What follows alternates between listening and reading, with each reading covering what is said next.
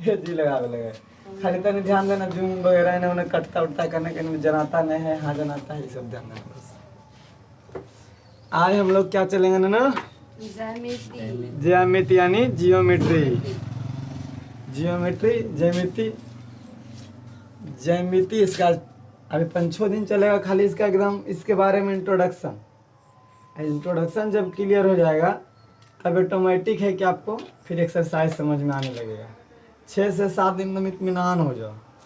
6 से 7 दिन कुछ नहीं, 6 से 7 दिन अलबल चलेगा। जैसे जियोमेट्री सबसे पहले कहाँ चला था पता है?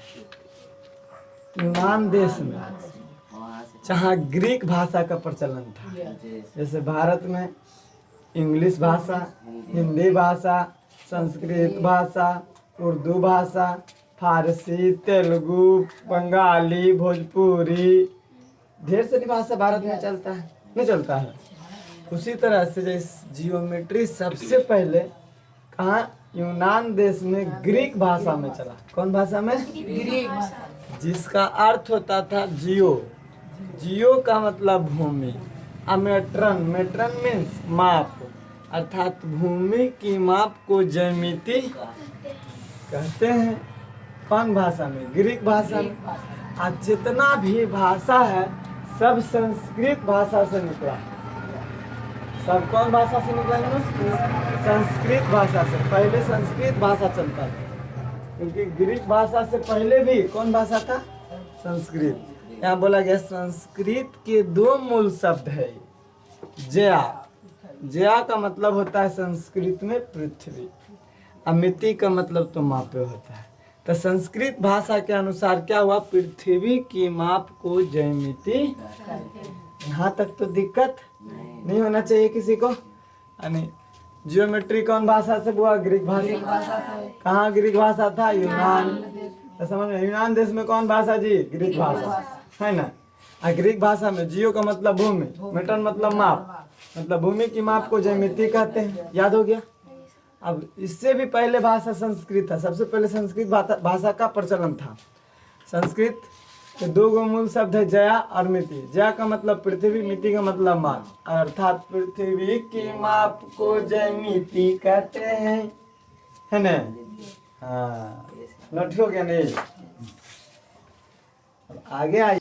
बोले जखने बोलते आते हैं, जखने लिखते चलो, बोलते हैं हम, आप सुन सुन के लिखे जाओ। जो लिखने नहीं आता वो देख लो यहाँ, है ना। वाह। संस्कृत के 2 मूल शब्द जया और मिति। जया का मतलब, मिति का मतलब, जिसको क्या कह दिए?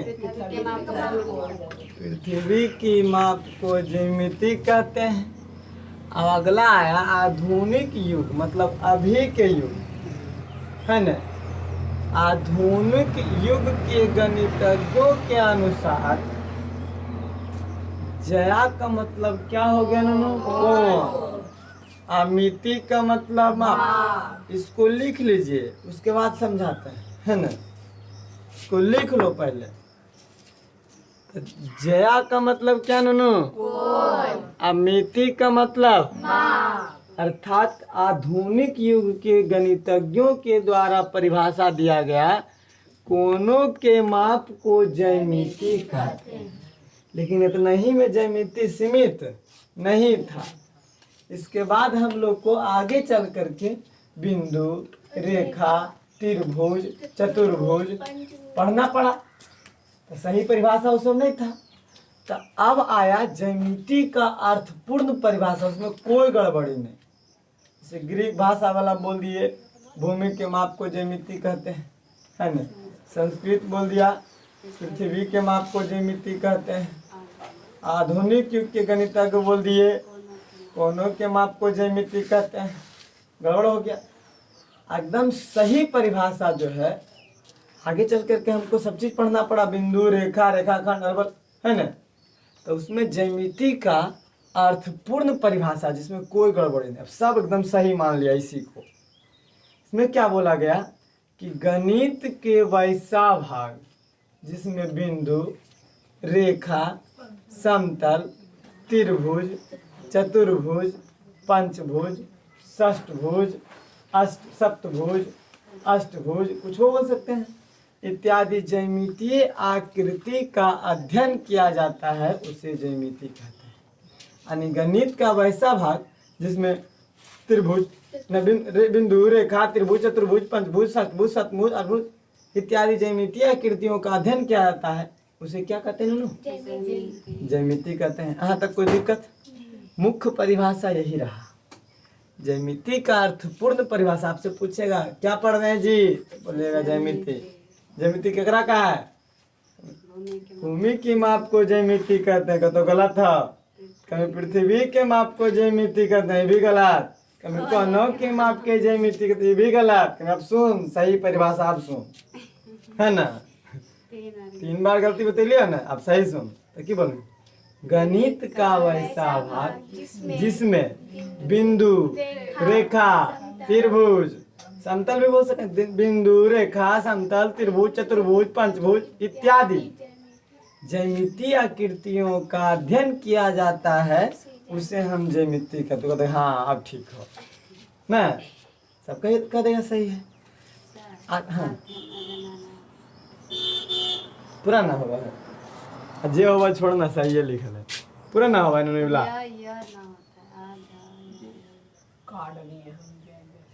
आज जे रहे थे हमको उतना नहीं वो पढ़े लिखे, हमको उतना पढ़े लिखे थोड़ी आता है, जे लिखा था सब अध्ययन जिसको जैसे लिखा था अपना लिखेगा, है ना? तो आगे, अब आगे जो बहुत पहले सिंधु घाटी के सभ्यता की जब खुदाई हो रही थी, सिंधु घाटी की सभ्यता की जब खुदाई हो रहा था, उसमें खुदने में जैसे पहले मूर्ति निकलता, अभी भी हम लोग कहीं कहीं खोदते तो मूर्ति निकलता है। इसका मतलब इससे पता चलता है कि पहले भी आदमी हुआ करते थे, किसी कारण बस पृथ्वी पे कुछ हुआ होगा, भूकंप वगैरह आया हुआ, तब सब आदमी क्या हो गया, चप के मर गए होंगे, तब ना नीचे से मूर्ति उर्ति निकलता है। नहीं, पहले आदमी रहते तो मूर्ति कौन बनाता, नहीं पता। पहले भी पता चलता है, मतलब सिंधु घाटी की सभ्यता के खुदाई में प्राप्त अवशेष, यानी खोदा तो निकला वहाँ त्रिभुजाकार आकृति निकला, चतुर्भुजाकार निकला, ऐसन पंचभुजाकार ऐसन भी निकला, षष्ठभुजाकार ऐसन भी निकला, यहाँ तक कि 56 त्रिभुजों से बना आकृति प्राप्त हुआ था। इसे 56 त्रिभुज जैसे देखिए, ऐसे 1 त्रिभुज, 2 त्रिभुज, 3 त्रिभुज, 4 त्रिभुज, 5, जैसे 56 को ऐसे बना दिया होगा। 56 त्रिभुज से बना आकृति प्राप्त हुआ था, जिससे यह पता चलता है कि पहले के लोग भी ज्यामिति, लेकिन इसका कोई प्रमाण नहीं है, इसका कोई प्रमाण नहीं, इसका कोई प्रूफ नहीं कर सकता है। उससे खाली यह पता लगाए हम कि पहले के लोग भी ज्यामिति हो सकता है, जानते होंगे, लेकिन उधर कोई प्रमाण नहीं है, प्रूफ नहीं कर पाया कोई। आगे आया तब जाकर के हम लोग, जब हमारी पीढ़ी शुरू, जब हम लोग शुरू हुए, हमसे पहले दादा, परदादा, छरदादा, नरदादा, टरदादा, जितना भी दादा है सब ढेर सारे होंगे, नहीं होंगे? उसमें ज्यामिति का खोज सबसे पहले जो हुआ 2500 ईसा पूर्व, बहुत पहले। इनके बाद जो मर गए खोदाई हुआ, उसके बाद जो नया जनरेशन शुरू हुआ, तो उसमें सबसे पहले मिस्र और बेबीलोनिया में हुआ था। लेकिन यहाँ के लोग कौन? बकलोल्ला थे। मिस्र और बेबीलोनिया के लोग कैसन थे? बकलोल्ला थे। ज्यामिति का महत्व नहीं समझ पाए। अगर ज्यामिति का महत्व समझ पाते वहाँ के लोग, तो वहीं विकास करता बढ़िया से, वहीं से हम लोग सीखते। लेकिन मिस्र और बेबीलोनिया के लोग बकलोल, मैं मिस्र और बेबीलोनिया के लोग बकलोल थे, इसलिए वहाँ ज्यामिति का, अरे बकलोल भाई भाई करने जा रहे, रोज दिन ही भला कर देता ना हो। सबसे पहले ज्यामिति का खोज कहाँ हुआ जी? मिस्र और बेबीलोनिया में। लेकिन वहाँ के लोगों को, लोग के बकलोल होने के कारण क्या हुआ? अधिक विकास नहीं हो पाया, महत्व नहीं समझ पाए, नहीं हो पाया। तो वहाँ से ज्यामिति की जो संस्था खोली थी, जैसे मान लिया हम यहाँ कोचिंग खोले, अधिक विकास नहीं हो पाया, पढ़े में बुतरू लोग इंटरेस्ट नहीं लिया तो समझ लो शिक्षा नहीं लेगा कोई, चल यहाँ से उठ के। होता है कि ना होता है? यहाँ से जब चल जाएंगे तो यहाँ के लोग बकलोले रह जाएगा, नहीं शिक्षा ले पाएगा। हम नहीं बल्कि कोई भी सब संस्था यहाँ से निकल जाए। एक ही संस्था है। तो मिस्र और बेबीलोनिया में हुआ था, लेकिन वहाँ अधिक विकास नहीं हुआ और नहीं होने के कारण इस संस्था को यूनान देश लाया गया। कहाँ लाया गया नूनू? यूनान में एगो शहर था जिसका नाम अलेक्जेंड्रिया था, है नूनू? अलेक्जेंड्रिया नामक स्थान पर लाया गया जहाँ ग्रीक भाषा का प्रचलन था। प्रचलन मतलब वहाँ बोलचाल जो था ग्रीक भाषा में था। बात समझ में आ गया तक? तो सबसे पहले बताइए ज्यामिति का अर्थपूर्ण परिभाषा।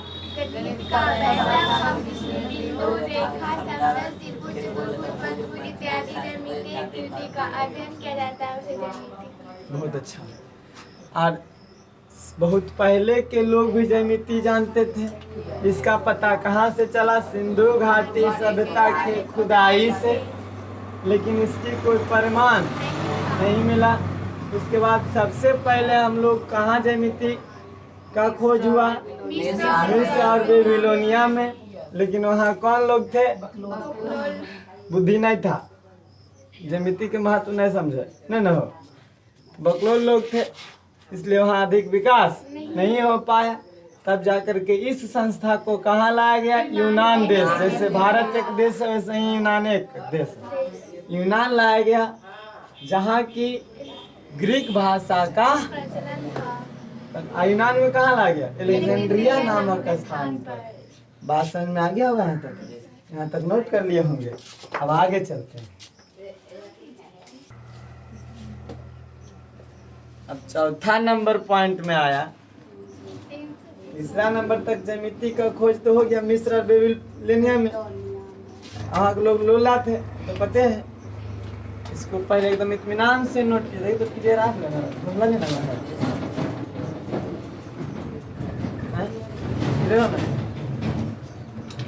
300 ईसा पूर्व ज्यामिति का अर्थपूर्ण खोज ग्रीक गणितज्ञ, देखो यूनान आया लेकर के संस्था को, तो यूनान में कौन भाषा चलता था? हाँ, तो वही देखो वही यूनाने में ग्रीक गणितज्ञ यानी ग्रीक भाषा बोलने वाले गणितज्ञ यानी यूनान में बढ़िया विकास किया। गणितज्ञ यूक्लिड ने किए थे। मतलब कि सबसे ज्यादा बढ़िया से खोज कौन किया बुआ? यूक्लिड। कहाँ के रहने वाले थे? यूनाने के हो सकता रहने वाले, तब ना ग्रीक जानते थे, वो ग्रीक भाषा के गणितज्ञ थे। इन्होंने ज्यामितीय कथन को तर्क द्वारा साबित किया। तर्क मतलब बोल बोल के। जैसे बोले बोर्ड है, कोई कहे कैसे है बोर्ड? तब बोर्ड उसे कहते हैं जिस पर हम लिखते हैं, मिटा भी सकते हैं, उजला कलर के होता है, यानी तर्क द्वारा साबित किए, बोल के एकदम। आए बात समझ में? तर्क द्वारा साबित किए, इसलिए ज्यामिति का जनक यूक्लिड को कहा जाता है।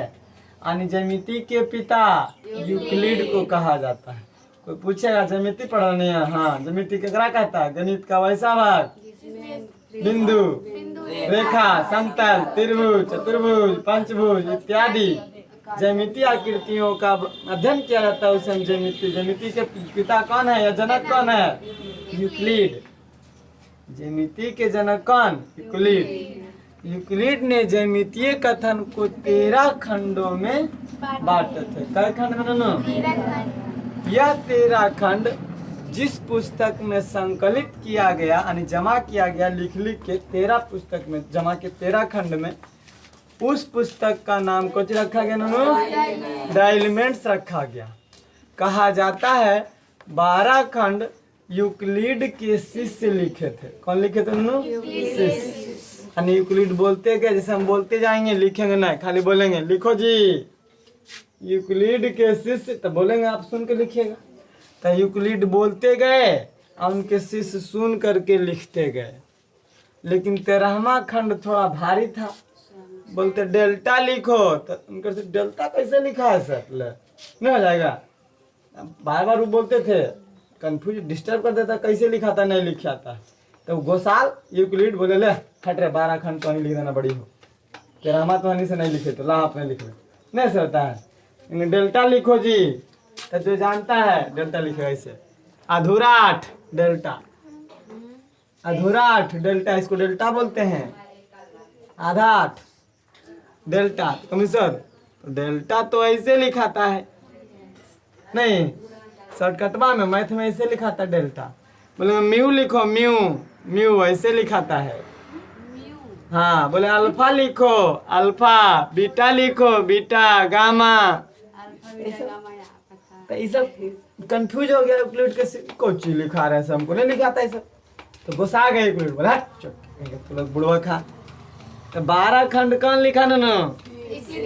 यूक्लिड के शिष्य लिखे 12 खंड, लेकिन 13वां खंड गोस्सा में लिखे। कौन? गोसा के। चट्टा कहीं का तो सब नहीं है, तो जैसे हमको कभी गोसा के जलवाएगा तो नहीं है कुछ, तो झूला झूला आइसक्रीम खाए माँ नहीं कह देते हैं। तो हुआ 13वां खंड स्वयं यूक्लिड लिखे थे। गोसाल की बढ़िया से निकल के। इस 13 खंडों में 6 खंड की पढ़ाई 9th और 10th में होता है। 6 खंड की पढ़ाई कहाँ होता है ना? हाँ, बाकी 7 खंडों की पढ़ाई, शेष 7 खंडों की पढ़ाई उच्च वर्ग में, मतलब कि 11th 12 BA ये सब में होता है ना। 6 खंड हम लोग जो पढ़ेंगे, 6 खंड में कुल कथन की संख्या 98। कथन मतलब जो कह दिए कि त्रिभुज के तीनों कोनों का योग 180 डिग्री होता है, कथन है। ये क्या है? इसको हम लोग साबित करेंगे। तो 98 कथन है 9वां 10वां मिला के, जिसमें 9th में 78 कथन और 10th में 20। तो सब लोग की कहेगा है छोड़ ना, 9th नहीं है पढ़वे तो क्यों होते, 10th पढ़वे, परिचय तो देवे से मतलब है। तो बताओ 9th नहीं पढ़ेगा 10th समझ में आएगा? वो 78 कथन 9th में पार हो जाएगा। अब 20 को 10th में पढ़ के की कर लेगा रे? कुछ कर पाएगा? तो ज्यामिति को बढ़िया से पढ़ने के लिए 98 को कथन है टोटल पढ़िए। 98 पढ़ने के लिए 9th में पढ़ना पड़ेगा, 10th में पढ़ना पड़ेगा। नहीं तो सब लोग सोचते हैं 9th में पढ़े 10th में, 10th में आता डायरेक्ट सीखता नहीं, कुछ पूछेंगे अल तो बताएगा बल नहीं। हाँ ना, 10th वाला बुतरू नहीं देखता तुम लोग? वो बोले पढ़ाए मैंने और आगे स्टार के स्टार आ कौन सी हाँ इन्हें पढ़ा रहे हो स्टार कोची घमो कौन सी पते नहीं। 10वां वाला बुतरू आजीज हो गए, लेकिन क्या करे हमरा की मतलब सीख चाहे नहीं सीख, मतलब पढ़ावे से मतलब है ना, है कि नहीं? हो गोसा पड़ेगा बचपन हटाओ, गोसा बढ़ता बचपन हो जीतो। तो बताओ ये समझ में लो। ज्यामिति के जनक यूक्लिड यूक्लिड ज्यामितीय कथन को 13 खंडों में बांटे, जिसमें से 12 खंड यूक्लिड के शिष्य लिखे थे और 13वां खंड में यूक्लिड जी गोसा गए, लपड़ थप्पड़ दिए होंगे एक दूसरे के, खाए पिए भर दे दिए होंगे, ले छोटा कहीं का नहीं नाश्ता वास्ता कराए होंगे। उसके बाद गोसा गए, ला रहे अपने लिखो 13 खंड का 13वां खंड कौन लिख दिए? यूक्लिड अपने लिखे, और जिसमें से 7 खंडों की पढ़ाई 9th 10th में हो जाती है। 6 खंड की पढ़ाई यानी कि हाई स्कूल में होती है। तो हाई स्कूल में 9th 10th रहता है, और बाकी 7 खंड जो बचा वो कहाँ? उच्च क्लास में होती है, उच्च वर्ग में होती है। तो 6 खंड में कुल कथन की संख्या 98, जिसमें 9th में 78, 10th में, इसमें भी 10th में भी क्या है कि कथन में परमेय होता है, वो उप परमेय होता है। 10th में परमेय की संख्या 11 और उप परमेय 10। नो हाँ, परमेय की संख्या 11 गो और परमेय 9 गो, 11 9 20 गो हो जाएगा। बाकी सब 9th में पढ़ना है। तो 9th जरूरी है कि 10th जरूरी है? 9th जरूरी है, उसके बाद 10th तो पढ़ने हैं। बात समझ में आ गया कि नहीं आ गया? 9th पढ़ेगा तब ना 10th समझ में आएगा, और 9th पढ़वे नहीं करेगा कुल 9th में की करते हो अन्य जी तो मछली मारे, चाहे विज्ञापन अभी आ गया विज्ञापन करे चल जाता है 9th में, और 10th में आके पढ़ता है और नहीं समझ में आएगा तो कहेगा नहीं समझ में लो सर ले ऐसे भी पढ़े लिखे की काम भैंस नाम था खैमी मठा धुमला ने हो गोटिया का आदमी कैसे काम बोले उले आवा है चालू के बोल तो तालू चालू के तालू और आलू के मालू कुछ बोल तो पता है। तो 5वां नंबर अब चौथा नंबर क्या लिखा है इन्होंने बताओ। चौथा में लिखा है कि ज्यामिति का अर्थपूर्ण खोज कौन किए यूक्लिड किए 13 खंड में बांटे 12 खंड शिष्य लिखा 13वां में घुसा गए अपने लिखे और जिसमें 6 खंड की पढ़ाई 9 10 नहीं हुआ। उसके बाद 5वां पॉइंट आ गया कि ज्यामिति के विकास में यूक्लिड तो खोज किए ज्यामिति को बढ़िया से लेकिन ज्यामिति को योगदान दे दिया ढेर लोगों मिलकर यूक्लिड को। इसको आप नोट करिए उसका समझिए यूक्लिड को ढेर सनी मिलकर के योगदान दे। जैसे हम कोचिंग यहाँ पे चला रहे हैं आप लोग के लिए पढ़ाने के लिए तो 2-4 गो टीचर आके कहेंगे कि सर हम भी आपका सहयोग करेंगे आप मैथ पढ़ा लेते हैं हम साइंस पढ़ा लेंगे। तो कोई टीचर बोलेंगे इंग्लिश तो बढ़िया वो स्कूल बन जाएगा नहीं बन जाएगा। तो वैसे ही आकर के निम्नलिखित यूक्लिड को ढेर सनी वैज्ञानिकों ने योगदान दे दिया। योगदान मतलब सहयोग किया। तो पहला वैज्ञानिक कौन थे 600 ईसा पूर्व थेल्स आए और समरूप त्रिभुज की खोज किए थे। समरूप त्रिभुज मतलब समान रूप लेकिन माप भिन्न भिन्न होगा। क्लास 10वां में पढ़े थे समरूप त्रिभुज पढ़ाएंगे अभी सबके बारे में। समरूप त्रिभुज का कौन खोज किए थेल्स जो मिलेट्स नगर के क्या थे व्यापारी थे। समरूप त्रिभुज के खोज किए कौन वही थेल्स। अब 580 ईसा पूर्व पाइथागोरस ने समकोण त्रिभुज के भुजाओं के बीच संबंध निकाल लिए थे। कौन पाइथागोरस। भुजाओं मतलब वो कर्ण स्क्वायर बराबर लंब स्क्वायर जोड़ आधार स्क्वायर 90 के सामने वाला कर्ण ये लंब ये आधार। तो यही बताए थे पाइथागोरस जी कि कर्ण स्क्वायर बराबर लंब स्क्वायर जोड़ आधार स्क्वायर होता है। पाइथागोरस बताए थे लेकिन खाली बताए थे साबित नहीं किए थे। तो इसी को साबित कर दिए 114 ईस्वी में भास्कर जी। भास्कर का भी नाम हो गया तो बता दिए थे कहानी। भास्कर जी पाइथागोरस प्रमेय को साबित कर दिए यानी जो ये बोले कि कर्ण स्क्वायर बराबर लंब स्क्वायर जोड़ाधार स्क्वायर और उसको कौन भास्कर जी साबित करके दिखा दिए कि देखिए हम साबित कर देते हैं सही बात है ना।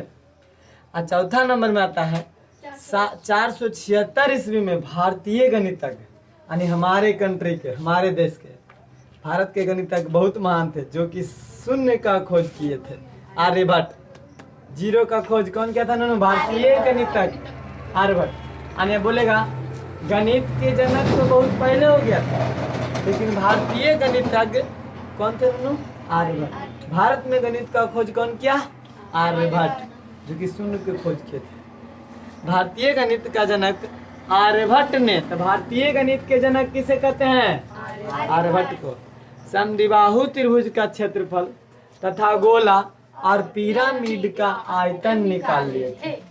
बात समझ आ गया कि नहीं आ गया। यानी आर्यभट्ट जीरो का तो खोज करवे के थे लेकिन उसके अलग में ज्यामिति में समद्विबाहु त्रिभुज समद्विबाहु जिसमें दो भुजा बराबर आगे चल के पढ़ाएंगे तथा गोला गोला पढ़ाए हैं पिरामिड नहीं पढ़ाए 8 में पढ़ना है नहीं पढ़ाए कोई बात। पिरामिड का आयतन निकाले थे। पिरामिड त्रिभुजाकार चतुर्भुजाकार पंचभुजाकार देखिए ये त्रिभुजाकार पिरामिड है। षष्ठभुजाकार पिरामिड है देखिए जिसका आधार 6 भुजा है कि नहीं आधार में ऊपर में 1 फलक 2 फलक 3 फलक 4 फलक 5 6 गो फलक भी है। टोपिया नियर है बर्थडे वाला टोपिया नियर यह टोपिया नियर है देखे में नहीं लग रहा 6 गो है।